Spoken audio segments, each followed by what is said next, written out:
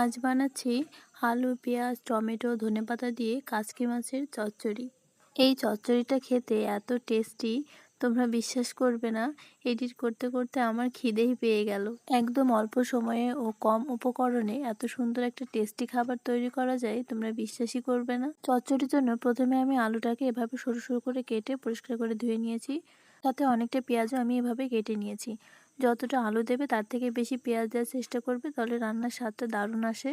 এখন তার মধ্যে 5-6টা কাঁচা লঙ্কা, পরিমাণ মতো লবণ, হলুদ, গোটা জিরে, আধা চা চামচ জিরে বাটা ও একটা তেজপাতা দিয়ে ভালোভাবে হাত দিয়ে মেখে নেব।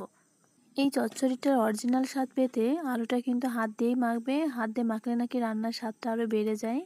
এখন আমি সে আগে থেকে কেটে ধুয়ে পরিষ্কার করে রাখা কাচকি মাছটা দিয়ে সাদা তেল ও সরিষার তেল দুটো দিয়ে মাছটাকে একটু ভালোভাবে মেখে নেব।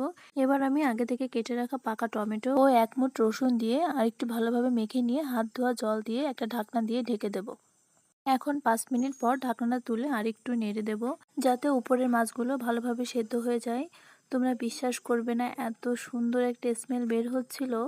তোমরাও কি কাচকি মাছ এভাবে রান্না করে খাও? অবশ্যই আমাকে কমেন্টে জানাবে। যখন দেখবে আলুটাও সেদ্ধ হয়ে গেছে, মাছটাও ভালো সেদ্ধ হয়ে গেছে, তখন নামানোর আগে ফ্রেশ ধনেপাতা কুচি দিয়ে নামিয়ে নেবে। তোমরা দেখতেই পাচ্ছ আমার মাছটা কতটা লোভনীয় দেখাচ্ছে। এই রান্নাটা একবার হলেও ট্রাই করে দেখো। ভাতের সাথে খেলে আঙুল চেটে খাবে, গ্যারান্টি। আমার ভিডিওটা যদি তোমাদের ভালো লেগে থাকে, একটা লাইক, কমেন্ট ও শেয়ার করো।